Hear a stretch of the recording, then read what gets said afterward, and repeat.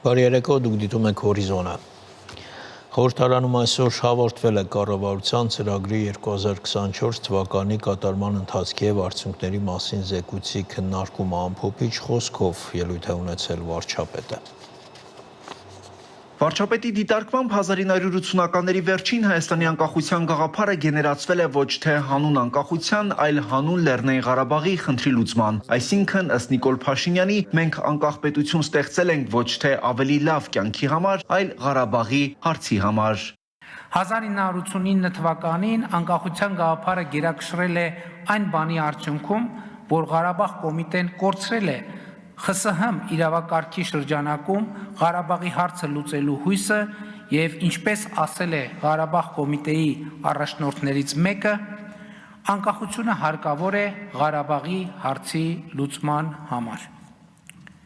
Իհարկե անկախության հռչակումից ու ձեռքբերումից հետո պետականության կայացման օրակարգը գոյություն է ունեցել միշտ, բայց շուրջ 30 տարի մենք կառուցել ենք պետության մի մոդել, որը հիմնականում եւ առավելապես նվիրված է եղել Ղարաբաղի հարցի լուծմանը, Ղարաբաղյան շարժմանը եւ հանուն դրա ամեն ինչ զոհաբերելու տրամաբանությանը։ Նիկոլ Փաշինյանն ինքն էլ լիարժեք կերպով հաշտ է եղել այդ մոդելի հետ մինչև այն պահը, երբ որպես Հայաստանի վարչապետ փաստերին ու տեղեկություններին հասանելիություն ստանալուն զուգընթաց հասկացել է, որ եթե Հայաստանի համար անկախությունն ու պետականությունը միջոց են Ղարաբաղի հարցի հայկական կողմի պատկերացրած լուծման համար, մի շարք արտաքին դերակատարների համար Ղարաբաղի հարցը միջոց է Հայաստանի անկախությունը, պետականությունը, զարգացումը, բարեկեցությունը թույլ չտալու, Հայաստանի պետականությանը վերջ դնելու համար։ Վարչապետի խոսքով այդ վերջնանպատակի իրագործումը մեկնարկած է եղել արդեն 2018 թվականին, եզրափակիչ փուլ է մտել 2020 թվականի սեպտեմբերին, իսկ գագաթնակետին է հասել 2021 թվականի մայիսին։ Եվ այդ վերջնանպատակը գործակիցներ ունի նաև Հայաստանում, եւ այդ գործակիցները կարծում են, որ Ղարաբաղի հարցն է կարևոր եւ ոչ թե անկախությունն ու պետականությունը։ Վարչապետի գնահատմամբ Ղարաբաղյան շարժումը շարունակելու ցանկացած փորձ կործանարար կլինի, որովհետև ըստ նրա դա եղել եւ լինելու է գործիք արտաքին որոշ դերակատարների ձեռքին Հայաստանի պետականությունը, անկախությունը եւ ինքնիշխանությունը թույլ չտալու համար։ Մենք սա ցավոք շատ ուշ ենք հասկացել։ Իսկ ընդդիմությունն ըստ էության ասում է, որ Հայաստանի պետականությունը մի նպատակ եւ իմաստ է ունեցել եւ ունի։ Ղարաբաղյան շարժում, Ղարաբաղի հարց, ուրեմն Ղարաբաղյան շարժումը պետք է շարունակել, անկախ նրանից, թե դա ինչ հետևանքներ կունենա։ Հայաստանն իր հազարամյա պատմության մեջ պետության հարատևությունն ապահովելու այնպիսի շանս, որը կա հիմա, երբեք չի ունեցել, հայտարարում է Նիկոլ Փաշինյանը։ Նրա խոսքով այսօր Հայաստանում տեղի է ունենում իրական Հայաստանի սոցիալ-հոգեբանական հեղափոխությունը, իսկ այդ հեղափոխության առանցքային արձանագրումն այն է, որ վերջին մի քանի հարյուրամյակում առաջին անգամ միջազգայինորեն ճանաչված մեր պետությունն ու հայրենիքը նույնական են։ Մեր հայրենիքը Հայաստանն է, թեև ընդդիմությունը չի ընդունում սա, ընդգծում է կառավարության ղեկավարը։ Նրանք չեն ուզում, որ այստեղ պետություն լինի։ Նրանք ուզում են, որ այստեղ լինի հայրենիք, որովհետև հայրենիքը պետական սահման չունի, իսկ պետությունը ունի։ Հայրենիքը քրեական եւ քաղաքացիական օրենսգիրք չունի, իսկ պետությունը ունի։ Հայրենիքն ի վերջո հարկային օրենսգիրք չունի, իսկ պետությունը ունի։ Հայրենիքը քաղաքացիություն ու քաղաքացիական պատասխանատվություն չունի, իսկ պետությունը ունի։ Եվ այսօր ոչ թե մեր կառավարության, այլ պետության նկատմամբ ռելիկտային ատելությունն է դրսևորվում ընդդիմության խոսույթում, որովհետև իրական Հայաստանի հեղափոխությունն ասում է. հայրենիքը պետությունն է, սիրում ես հայրենիքդ, ուժեղացրու պետությունը։ Հայաստան-Ադրբեջան նոր սրացում եւ նոր պատերազմ չի լինելու է խաղաղություն, եւս մեկ անգամ հայտարարում է Նիկոլ Փաշինյանը, հիշեցնելով Ալմաթայի հռչակագիրը որպես սահմանազատման բազային սկզբունք ընդունելով, թե Հայաստանը, թե Ադրբեջանը Ալմաթայի հռչակագիրն ըստ էության դարձրել են ընդհանրապես հարաբերությունների կարգավորման բազային սկզբունք, իսկ այդ հռչակագրում խորհրդային հանրապետությունների սահմանների անխախտելիությունը, միմյանց տարածքային ամբողջականության ճանաչումը, ներքին գործերին չմիջամտելը, ուժի եւ ուժի սպառնալիքի չկիրառումն են բազային սկզբունքներ։ Հայաստանում ու Ադրբեջանում գործող բոլոր ուժերին կրկին կոչ եմ անում լինել ծայրահեղ պատասխանատու, չանել հայտարարություններ, որոնք ուղղակի կամ անուղղակի հակասում են այս տրամաբանությանը, կասկածի տակ չդնել այս տրամաբանությունը եւ հայտարարում են պաշտոնապես Հայաստանի կառավարությունը չի անելու հայտարարություններ եւ գործողություններ, որոնք ուղղակի կամ անուղղակի հակասում են այս տրամաբանությանը կամ կասկածի տակ են դնում այս տրամաբանությունը եւ կոչ եմ անում Ադրբեջանի կառավարությանը չանել հայտարարություններ եւ գործողություններ, որոնք ուղղակի կամ անուղղակի հակասում են այս տրամաբանությանը կամ կասկածի տակ են դնում այս տրամաբանությունը Կառավարության ղեկավարն այսօր էլ վերահաստատում է Հայաստանը պատրաստ է միաժամանակ ստորագրել խաղաղության համաձայնագիրն ու Մինսկի խմբի կառույցները լուծարելու մասին Հայաստան-Ադրբեջան համատեղ դիմումը ԵԱՀԿ-ին Վահագն Հակոբյան, Հորիզոն Անտալիայի դիվանագիտական ֆորումի շրջանակներում արտաքին գործերի նախարար Հարարատ Միրզոյանը հարցազրույց է տվել թուրքական մի քանի լրատվամիջոցների։ Միրզոյանը նշել է, որ թուրք գործընկերոջ հետ շատ բովանդակային քննարկում է ունեցել երկու օրակարգի շուրջ կատարված քայլերի, ինչպես նաև ապագա ծրագրերի և տարածաշրջանային ընդհանուր խնդիրների վերաբերյալ։ Արտաքին գործերի նախարարը նաև պատասխանել է հարցերին, թե որ փուլում է գտնվում խաղաղության պայմանագրի կնքման գործընթացը, որն է հիմնական խոչընդոտը ստորագրման համար, արդյոք կան քննարկումներ ստորագրման ժամկետի և վայրի վերաբերյալ, թե գործընթացը հայտնվել է փակուղում։ Ինչպես նշեցիք, մենք կարողացել ենք համաձայնության գալ խաղաղության համաձայնագրի նախագծի տեքստի շուրջ եւ այն լիովին պատրաստ է ստորագրման։ Սա բավականին մեծ ձեռքբերում է։ Սա ես կասեի պատմական իրադարձություն է, աննախադեպ մի բան։ Պատկերացրեք Հայաստանն ու Ադրբեջանը երկարատև հակամարտությունից հետո մեր տարածաշրջանում տեղի ունեցած արյունահեղություններից հետո կարողացան համաձայնության գալ տեքստի շուրջ։ Մենք առաջարկել ենք անմիջապես սկսել խորհրդակցություններ ադրբեջանցի գործընկերների հետ ստորագրման արարողության տեղի եւ ժամկետի որոշման նպատակով։ Սակայն ցավոք մենք նկատում ենք, որ Ադրբեջանը հարցի վերաբերյալ ունի որոշակիորեն այլ պատկերացում։ Նրանք գտնում են, որ Հայաստանը պետք է կատարի որոշ հավելյալ քայլեր, որպեսզի պայմանագրի ստորագրումը հնարավոր դառնա։ Օրինակ նշվում է ԵԱՀԿ Մինսկի խմբի լուծարման հարցը։ Մեր ադրբեջանցի գործընկերները նաև պահանջում են փոփոխություն մեր սահմանադրության մեջ։ Իրավիճակը լիովին հասկանալու համար ես ավելի շատ մանրամասներ պետք է ներկայացնեմ։ Համաձայնագրով կողմերը փոխադարձաբար ճանաչում են միմյանց տարածքային ամբողջականությունն այն սահմաններում, որոնք գոյություն են ունեցել մեր երկրների միջև որպես խորհրդային սոցիալիստական հանրապետություններ խորհրդային միության փլուզման պահին եւ որոնք հետագայում դարձել են միջազգային ճանաչում ստացած սահմաններ։ Այդ դրույթը լիովին հասցեագրում է ադրբեջանական կողմի մտահոգությունները, միևնույն ժամանակ դա լիարժեք կերպով համահունչ է նաեւ մեր ընկալումներին։ Եթե մեր սահմանադրական դատան արձանագրի, որ սահմանադրությունը չի պարունակում որևէ տարածքային հավակնություն սահմաններից դուրս, ինչն ընդունելի է ադրբեջանական կողմի համար եւ միջազգային հանրության կողմից ճանաչված է, ապա դա նշանակում է, որ որևէ խնդիր չկա։ Այսպիսով լուծումը խաղաղության պայմանագրից դուրս չէ, այլ հենց դրա ներսում է։ Իսկ հարցի հասցեագրման ամենակարճ ճանապարհը խաղաղության պայմանագրի ստորագրումն ու վավերացումն է։ Զուգահեռաբար մենք տեսնում ենք եւ ունենք մեր սեփական մտահոգությունները Ադրբեջանի սահմանադրության վերաբերյալ։ Սա պարզապես հայելային հակադարձում չէ։ Իրենց սահմանադրության մեջ նրանք ունեն հղում իրենց անկախության հռչակագրին։ Այսպիսով իրենց անկախության հռչակագրում նրանք հայտարարում են, որ ներկայիս Ադրբեջանի Հանրապետությունը առաջին ադրբեջանական դեմոկրատական հանրապետության իրավահաջորդն է, ոչ թե խորհրդայինի, եւ առաջին ադրբեջանական հանրապետությունը, որը գոյություն է ունեցել մինչև խորհրդային միությունը, հայտարարել է իր ինքնիշխանությունը շատ ավելի մեծ տարածքների նկատմամբ, քան այսօրվա Ադրբեջանն է։ Այն ներառում է այսօրվա Հայաստանի ինքնիշխան տարածքների ավելի քան 60%-ը։ Այսպիսով մենք ունենք մեր սեփական մտահոգությունները, բայց ինչու այս հարցը շարունակաբար չենք բարձրացնում, որովհետև մենք տեսնում ենք, որ մեր սահմանադրության դեպքում լուծումը խաղաղության համաձայնագրի մեջ է։ Մենք ստորագրում ենք այն եւ լուծում ենք խնդիրը։ Վերջ, վերադառնալով հիմնական հարցին, պետք է նշեմ, որ մենք շատ կառուցողական ենք, շատ ճկուն։ Մենք մեծ աշխատանք ենք կատարել այս տեքստի շուրջ։ Այժմ այն պատրաստ է ստորագրման։ Աշխարհում չկա որևէ խաղաղության համաձայնագիր, որը պատասխաներ բոլոր հնարավոր հարցերին։ Եթե երկու հասարակություններ ունեն թշնամանքի, բախումների պատմություն, նրանք չեն կարող ամեն ինչ լուծել մեկ փաստաթղթով։ Խաղաղության պայմանագրով նախատեսվում է ստեղծել երկկողմ մեխանիզմ, հանձնաժողով, որը կհետևի պայմանագրի կատարմանը, ինչպես նաև կզբաղվի բոլոր այն հնարավոր դժվարություններով եւ անհարթություններով, որոնք կարող են եւ ամենայն հավանականությամբ կարձանագրվեն գործընթացի ընթացքում։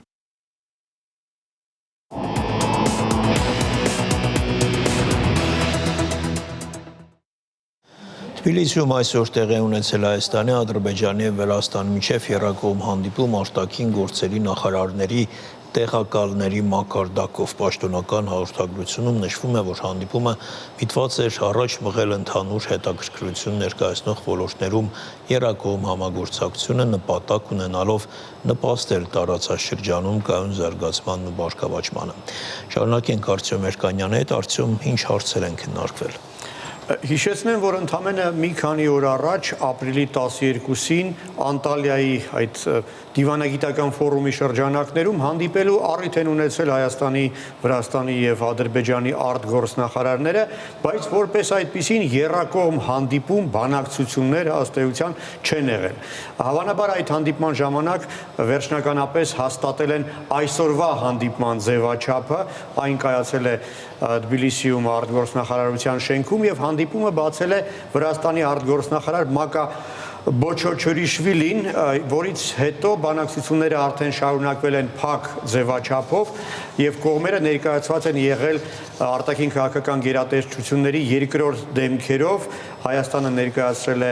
արտգործնախարարի տեղակալ Վահան Կոստանյանը, Ադրբեջանը Էլնուր Մամեդովը, Վրաստանը Լաշա Դարսալյան։ Հանդիպումից հետո Լաշա Դարսալյան ընդգծել է, որ Թբիլիսին ռազմավարական դաշնակից է համարում և Վրաստանը, և Ադրբեջանը, և Հայաստանը և հիշեցրել է, որ Թբիլիսին բազմիցս առաջարկել է սեփական հնարավորությունները և առաջարկել է, որ հենց Թբիլիսին օգտագործվի Բաքվի և Երևանի կողմից որպես հարթակ բանակցելու, երկխոսելու և լուծումներ փնտրելու և իհարկե նաև տարածաշրջանային համագործակցության խնդիրները քննարկելու համար։ Դարսալյան ընդգծել է, որ այս ձևաչափը որևէ կերպ չի հակասում կամ չի փոխարինում մինչ այդ եղած առկա ձևաչափերին, այլ ընդամենը հավելում է դրանք և ընդամենը դա նոր ջանք է ուղղված տարածաշրջանային հարաբերությունների զարգացմանը։ Արտյոմ, ինչքանով Վրաստանը կարողանա միջնորդի դեր խաղալ։ Այդ դերին Վրաստանը վաղուց է հավակնում և Վրաստանի բոլոր վարչապետները վերջին շրջանի այդ առաջարկը հնչեցրել են և ներկայիս վարչապետ Իրակլի Կոբախիձեն նույնպես վերջերս հաստատել էր, որ Վրաստանը հավատարիմ է իր խոստմանը և պատրաստ է միջնորդի դեր ստանձնել Հայաստանի և Ադրբեջանի միջև խաղաղ համաձայնագրի կնքման հարցում և այս միջնորդական առաքելությունը որոշակի պատմություն ունի։ 23 թվականի հոկտեմբերի 27-ին հենց Թբիլիսիում Արցախի դեմ Ադրբեջանի ագրեսիայից հետո առաջին անգամ հանդիպեցին Հայաստանի և Վրաստանի վարչապետերը։ Արցախյան երկրորդ պատերազմից հետո հենց Թբիլիսիում առաջին անգամ հանդիպեցին Հայաստանի, Վրաստանի արտգործնախարարները, դա 21 թվականի սեպտեմբերին էր։ Հենց Վրաստանի արտգործնախարարի միջնորդությամբ էր հաջողվել համաձայնության գալ Բաքվի հետ, որի արդյունքում Հայաստանը ստացավ 15 հայ ռազմագերիների և ինչի դիմաց Ադրբեջանին հանձնեց այդ ականային դաշտերի քարտեզները։ Անգամ խոսվում է այն մասին, որ հենց Թբիլիսիում կարող է մի օր տեղի ունենալ Հայաստանի և Ադրբեջանի միջև խաղաղ համաձայնագրի ստորագրումը։ Հիշեցնեմ, Թբիլիսին շարունակում է մերժել այդ գումարած 3 ձևաչափը, որը առաջարկել էին Մոսկվան և Անկարան, առաջարկելով սեփական ձևաչափը 1+2 կամ 1+1+1։ Այսինքն չեն կարող ասել, որ Վրաստանի միջնորդությունը մեզ ձեռնտու չէ։ Հայաստանի արտգործնախարարը բազմիցս անդրադարձել է այս թեմային, ընդգծելով, որ որևէ կերպ դեմ չէ այս ձևաչափին, միայն թե այդ ձևաչափով պետք է քննարկվեն ոչ թե Հայաստան-Ադրբեջան երկկողմ հարաբերությունների խնդիրները, այլ տարածաշրջանային խնդիրները։ Դա իսկապես օգտակար ձևաչափ է նման խնդիրներ քննարկելու համար։ Իսկ խաղաղ համաձայնագրի կնքման դեպքում Վրաստանը որպես միջնորդ չունի ոչ մի առավելություն։ Եթե լինի միջնորդ խաղաղ համաձայնագրի կնքման հարցում, ապա մեզ համար ընդունելի է, լավ է, եթե այդ միջնորդը լինի գերտերություն, որը ստանձնի ինչ-որ երաշխիքներ ձեռք բերված համաձայնությանը։ Այդ իմաստով, եթե Կայա Կալասի ստորագրությունը լինի համաձայնագրի ներքո կամ Մարկո Ռուբիոյի, դա իհարկե կշիռ է, դա նշանակում է, որ Եվրամիությունը, Միացյալ Նահանգները ստանձնում են այսպես երաշխավորի պարտականությունը։ Թբիլիսին այդ իմաստով առաջարկելու բան չունի, բացի հարմար բազկաթոռից եւ համեղ գինուց բանկետի համար, այդ իմաստով չեմ կարծում, որ մեծ հեռանկար կա։ Մանավանդ եթե նկատի ունենանք, որ չենք կարող վստահ լինել, որ Վրաստանը կարող է օբյեկտիվ եւ անաչառ միջնորդ լինել, հաշվի առնելով Բաքվից ունեցած իր էներգետիկ կախվածությունը։ Թեև պետք է նշեմ, որ Թբիլիսին Բաքվի հետ նաեւ բազմաթիվ խնդիրներ ունի եւ դրա վառ դրսեւորումը այն է, որ Բաքուն արդեն 5 տարի է ինչ շարունակում է փակ պահել Վրաստանի հետ իր ցամաքային սահմանը։ Դա բացահայտ հակավրացական քայլ է, դա հարված է Վրաստանի տնտեսությանը, քանի որ դրա արդյունքում Վրաստանը կորցրել է գրեթե 2.5 միլիոն զբոսաշրջիկ եւ մոտ 600 միլիոն դոլար։ Բացի այդ, բոլորի համար հասկանալի է, թե վրացիները դրա մասին բացահայտ չեն խոսում, բայց հասկանալի է, որ Զանգեզուրի միջանցք կոչվող նախագիծը որևէ կերպ չի կարող բխել Վրաստանի շահերից, քանի որ եթե այն կայանա այնպես, ինչպես ադրբեջանցիներն են պատկերացնում, Վրաստանը կզրկվի մեծ փողերից, որը այժմ ստանում է ապրանքների եւ բեռների փոխադրում տարանցման շնորհիվ։ Ինչևէ, ունենալով որոշակի խնդիրներ Բաքվի հետ, այնուամենայնիվ կասկածում եմ, որ Թբիլիսին կարողանա անաչառ եւ օբյեկտիվ միջնորդ լինել։ Շնորհակալություն Արծո։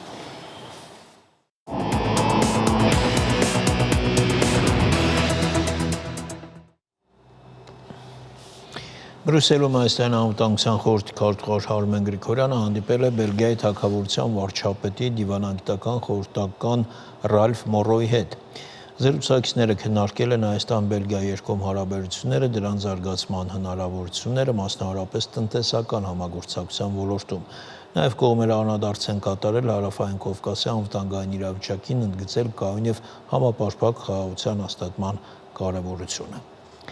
Բարձր տեխնոլոգիական արդյունաբերության նախարարության առաջարկով ստեղծվելու է հանրօգուտ մեդիա միջավայր անվանումով հիմնադրամ, որի շահառուն հեռուստադիտողն է։ Մեկ այլ ծրագրով պետությունը տարբեր ուղղություններով կաջակցի տեխնոլոգիական ընկերություններին։ Կառավարության այսօրվա նիստի մանրամասները։ Բարձր տեխնոլոգիական արդյունաբերության նախարարությունն առաջարկում է ստեղծել նոր հիմնադրամ հանրօգուտ մեդիա միջավայր անվանումով եւ հաստատել դրա կանոնադրությունը։ Այդ մասին երկու որոշման նախագծեր ներկայացնելիս բարձր տեխնոլոգիական արդյունաբերության նախարար Մխիթար Հայրապետյանը նշեց, որ այս նախաձեռնությունը բխում է նրանից, որ դեռևս 2020 թվականին ընդունվեց տեսալսողական մեդիայի մասին նոր օրենք, որը հանրային մուլտիպլեքսով հեռարձակվող հեռուստաալիքներին իմպերատիվ կերպով պարտադրում էր առնվազն 20% ապահովել հանրօգուտ կոնտենտով։ Սա ասելով բնականաբար մենք նախ եւ առաջ նկատի ունենք նաեւ հաշվի առնելով միջազգային փորձը կրթական, գիտական, մշակութային, սպորտային, սոցիալական բովանդակությամբ այն կոնտենտը, որը կամ չի կարողանում կոմերցիոն ուրեմն գործիքներից օգտվելով գումար գեներացնել կամ շատ բարդ է։ Հայրապետյանի խոսքով այս նոր կարգավորումները, ինչպես նաև գովազդային շուկայում որոշակի սահմանափակումները, որ 2021 թվականի փետրվարից սկսած ընկերությունները լիցենզիաներ ստացան, հանրային մուլտիպլեքսում հեռարձակվելու որոշակի իրողություններ ստեղծեցին եւ իրենց դրդեցին լուծումներ առաջարկել ինդուստրիայի համար, ինչպես նաև աջակցել այդ ընկերություններին, հեռարձակողներին ապահովելու այդ առնվազն 20% հանրօգուտ կոնտենտը։ Արդյունքում որոշում կայացվեց, որ կառավարությանը առաջարկվի ստեղծել հիմնադրամ, որը սերտորեն աշխատելով ինդուստրիայի հետ կկարողանա դրամաշնորհների միջոցով խրախուսել հանրօգուտ կոնտենտի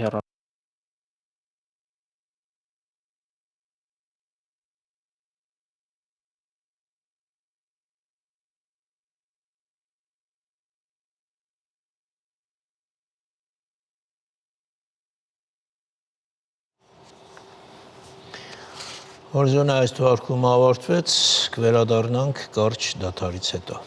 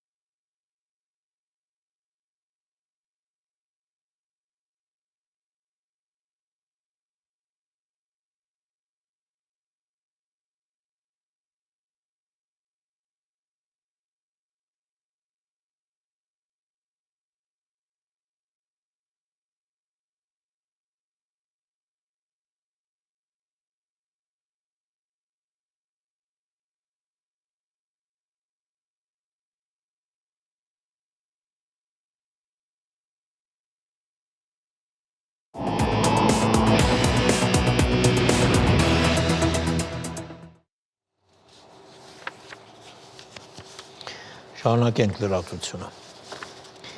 Փոխվարչապետ Մեհեր Գրիգորյանը ընդունել է Եվրասիական տնտեսական հանձնաժողովի ինտեգրման եւ մակրոտնտեսության նախարար Էլդար Ալիշերովին հանդիպման ընթացքում քննարկվել են 2024 թվականին մակրոտնտեսական ոլորտում ՄԻԱՏ անդամ պետությունների արձանագրած ցուցանիշները մտկել են փոխանակվել համաշխարհային տնտեսական զարգացումների շուրջ։ Պետական եկամուտների կոմիտեն եւ Հայաստանի ամերիկյան համալսարանը փոխըմբռնման հուշագիր են ստորագրել, որի նպատակն է ընդլայնելով կառույցների միջև կապերը խթանել ուսանողների եւ դասախոսների մասնակցությունը կոմիտեի ծրագրերին։ Միջոցառման շրջանակներում անցկացվել է նաեւ աշխատաժողով նվիրված հարկային վարչարարությունում արհեստական բանականության եւ մեքենայական ուսուցման կիրառմանը։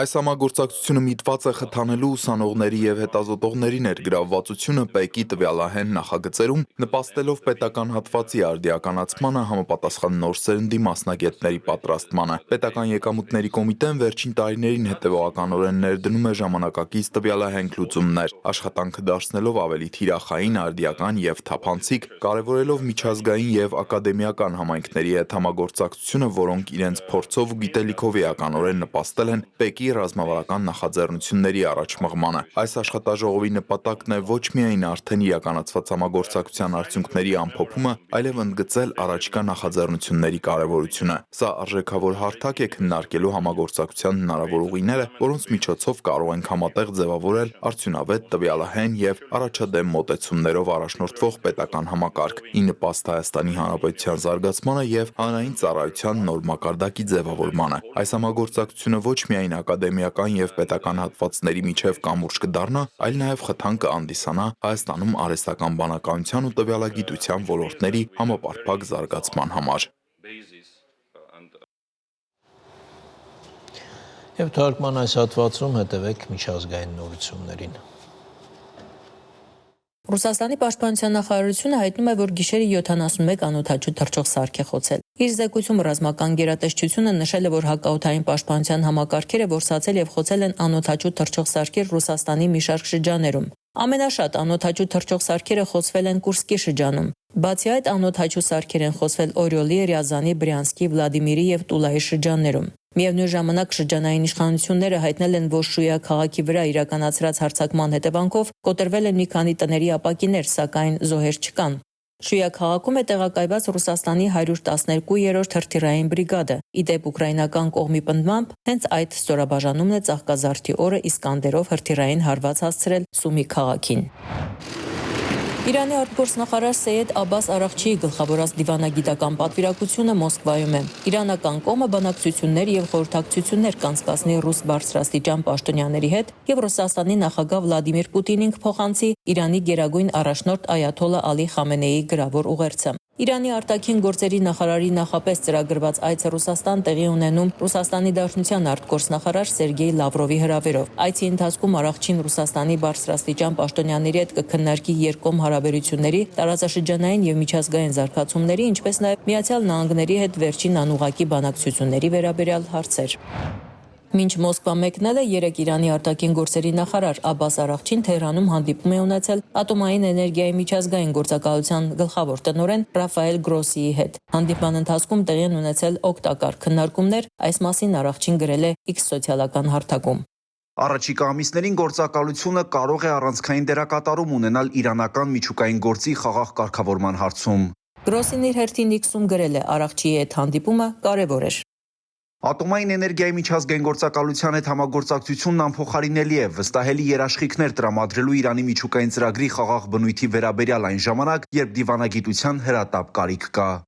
Արաղչին նաև Գրոսին տեղեկացրել է Թեհրանի եւ Վաշինգտոնի միջև բանակցությունների ընթացքի մասին։